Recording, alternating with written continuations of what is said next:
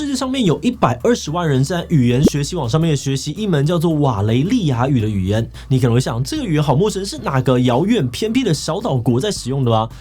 我们应该永远找不到那个国家，因为它是专门为影集《冰与火之歌》发明的原创语言。等等，这真的学得起来吗？学一个不存在的语言又要干嘛？今天就让我们一起来聊聊影视剧的原创语言吧。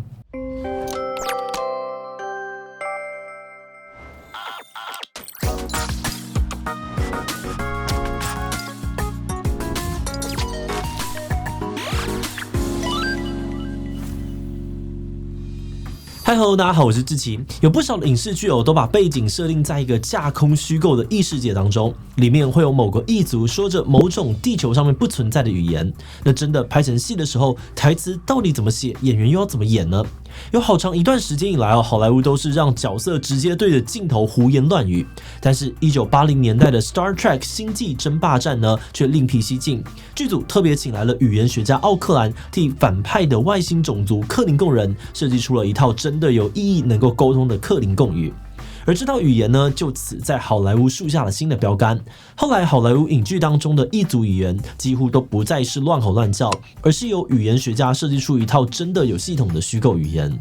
因此在好莱坞工作的语言学家越来越多，甚至呢有人是全职在替剧组设计语言。比如说替《冰与火之歌》创造语言的彼得森呢，至今就已经替影视剧创造了超过50种语言。不过这些语言学家到底是怎么样无中生有发明出一整套语言的呢？这语言真的能够使用吗？学了又可以干嘛呢？在开始今天的主题之前呢，先让我们进行一段工商服务时间。你出门还在默念手机、钱包、钥匙吗？这或许已经落伍了，因为现在路上几乎人手一条的手机背带功能已经越来越强大了。像是 Casetify 的多功能手机背带呢，搭配了5个多用途挂点，只要一条背带就能够把手机、耳机、钥匙都带齐，看起来还超有态度。再加上它特别设计的 FitLock 磁扣，让你穿脱都超方便。而且除了这款背带之外，最近 Casetify 也有2款手机壳非常的吸引我。首先是很轻薄却又有2.5公尺防摔能力的强悍防摔手机壳，不止功能实用，而且外壳还能客制化，1000款印花设计可以挑选，超好搭配。再来我也觉得很赞的是这个镜面手机壳，它看起来很简约就可以让我随时保持好仪容状态，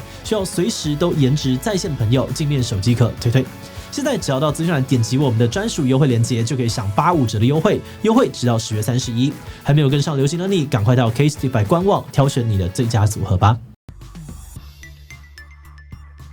语言学家到底是怎么样替影视剧发明语言的呢？克林贡语的设计者奥克兰说，第一步是要抓到感觉。他们通常会先翻阅原著小说或者是出版剧本，并且跟导演编剧开会，了解在剧中是谁在说这个语言，他们又是怎么样子的人。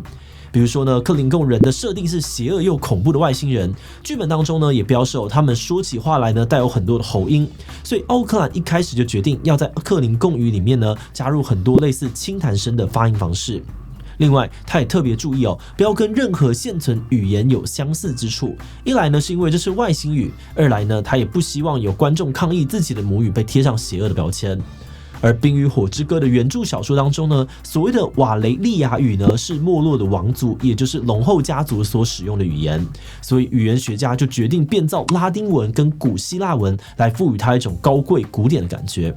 还有一个有趣的例子是《阿凡达》。在找到语言学家之前呢，导演詹姆斯·卡麦隆就先自己创造了大概30个纳美语单字，也对这套语言设下了一些标准。首先因为剧情当中呢，人类主角学会了纳美语，所以纳美语呢必须是人类学得会的语言。而另外，他也希望纳美语呢听起来有流畅顺耳，有感染力。这些听起来的感觉呢，奠定了一门虚构语言的基调。而有了设计方向之后，语言学家的下一步要从文法开始。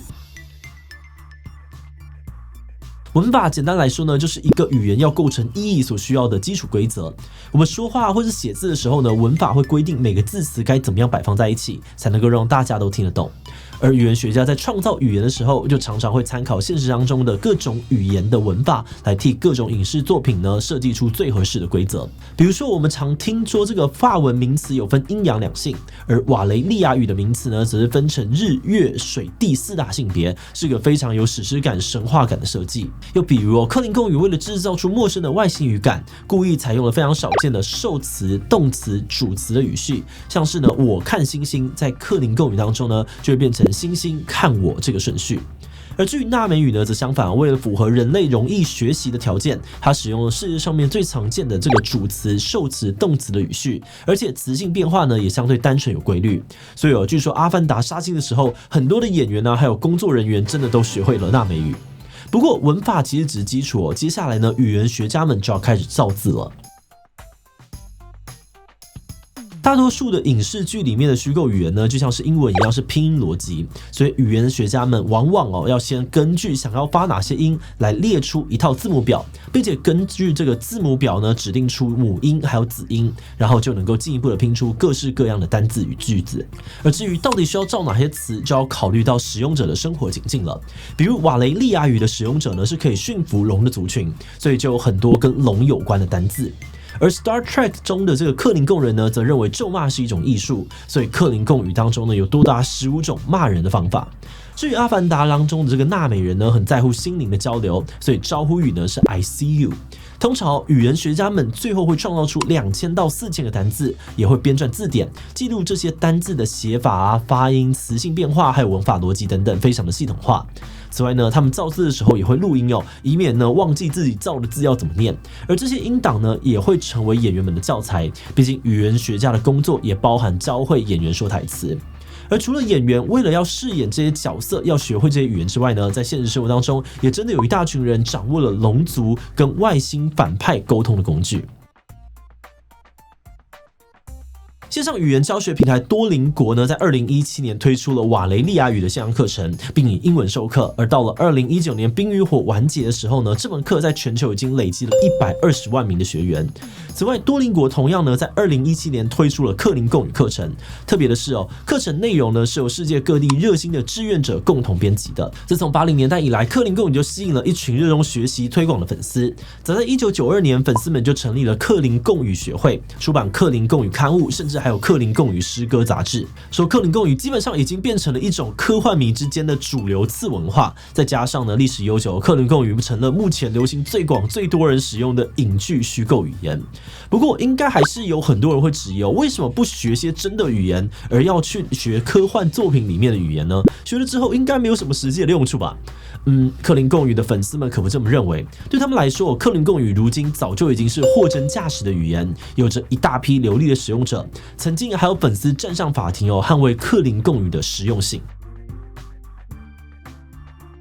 事情是这样子2015年呢，有群新建迷想要拍 Star Trek 的二创影片，于是在网络上面发起群众募资，结果呢被制作 Star Trek 的片商派拉蒙告上法院。派拉蒙主张他们拥有克林贡语的版权，所以只要二创电影用了克林贡语就是侵权。而被告的新建迷呢也不甘示弱，请来了知名律师来助阵，反过来主张语言是一种实用系统，应该要开源而不适用于著作权法。接着呢，派拉蒙就针对克林贡语有实用性这个说法提出质疑，还问说地球上面谁能够用克林贡语来沟通？没有想到这一问就像是引爆炸弹一样，惹怒了一堆的新建迷，让他们毛起来证明克林贡语有多么的实用。他们呢在法庭上面提出了各种的证据，比如克林贡语的字典呢已经在全球卖出了超过25万本 ，Google 翻译呢也有克林贡语，世界名著包含了《哈姆雷特》也有克林贡语的翻译版本。此外呢，英国的威尔斯政府呢还曾经在公文当中使用克林贡语向民众说明有关外星人资讯，而且后来有许多的粉丝自行延伸创造出了不少的克林贡语单字，以便呢在日常生活当中使用。也就是说，克林贡语的作者早就不只有单一一人。这一大串的证据趣闻让官司获得了许多人的注意，而最后派拉蒙呢在舆论之下选择撤告，而那部二创影片也真的顺利的拍摄上映。一个为了拍电视剧而诞生的虚构语言，居然可以变成真的有人在使用的语言，实在让人很震惊。不过，其实人造语言在我们的生活当中，并没有想象当中那么罕见，甚至你我都可能会用。今天说到的虚构语言、原创语言，更正式的说法呢，叫做人造语言，指的是因为特定的目的被人为发明出来的语言。而这种语言呢，不只是限于影视剧上面的原创语言，比如说世界上面使用最广泛的人造语言世界语呢，就不是为了拍戏发明的，而是为了创造一个世界通用的语言。世界语的发明者呢，希望能够创造一套规则简单、没有例外、人人都能够轻松学会的语言，来促进不同族群之间的交流跟减少冲突。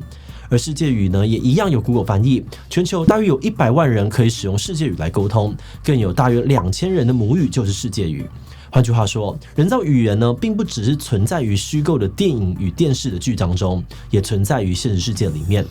那为什么会说有很多人都会使用人造语言呢？其实除了世界语之外呢，有学者主张以广义的定义来说，物理公式、数学公式、工程语言、手语音符、唱名也都可以算是一种人造语言的一种。所以就算不精通我们每个人呢，应该都还是能够说自己对于人造语言略懂吧。这次在查资料的时候，我们真的觉得这个主题超有趣，没有想到呢，这些影视剧里面出现的语言背后的来头那么大，设定也这么的完整。更没有想到的是，有些语言呢还真的有一批真实使用者，而语言更随着这个使用者的需求而自然演化，变得越来越丰富。那这种从人为建构到后来有机生长的过程，我们觉得非常的有魅力。而另外一方面，这些语言之所以能够成功的兴盛起来，我们觉得除了影剧作品本身的魅力之外呢，也跟语言传承文化的功能有关。因为这些语言在设定的时候，对于使用者的背景进行了很详细的考究，就像真实世界里面的语言一样，反映出了使用者的历史居住环境、社会结构等等的因素。所以，即便一切都是虚构的，这些语言呢，还是体现出了一种特殊而完整的文化背景跟族群特性，让观众更有代入感，甚至进而产生认同感。而想要在自己的现实生活当中使用这些语言，这种传承文化的功能，我们觉得是语言非常重要的价值，也是他们最美丽的地方。好的，那最后想来问大家你会因为喜欢一部影视剧而想要学习里面的语言吗？会，现在就想要报名线上课程感觉可以了解剧中的世界。并有点想要感觉学异世界语言蛮酷的还能够用暗号跟别人沟通。自己不会我先学好英文之类的比较实在吧。第一其他留言跟我们分享其他的想法吧。最后，如果你喜欢今天的影片，欢迎分享出去，让更多人知道电影里面的外星语竟然是特别设计的。此外，也可以点击这个地方看看 /murph 的由来，以及手语是一种语言吗？那么今天的这一期就到这边告一段落，我们就明晚再见喽。